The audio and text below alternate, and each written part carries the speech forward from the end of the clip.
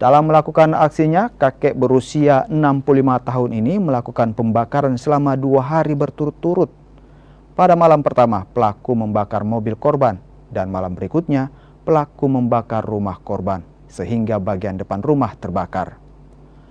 Mendapat laporan dari korban, polisi kemudian melihat hasil rekaman kamera pemantau atau CCTV dan langsung menangkap pelaku di rumahnya.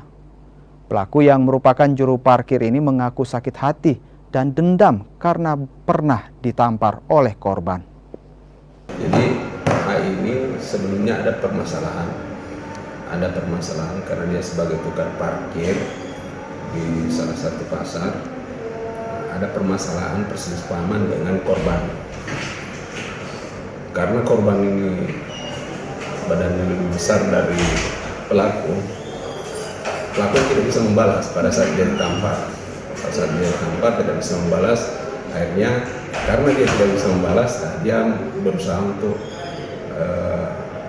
melakukan balas dengan cara membakar mobil dan rumah korban.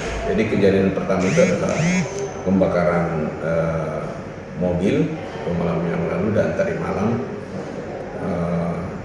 itu pelaku berusaha membakar rumah korban.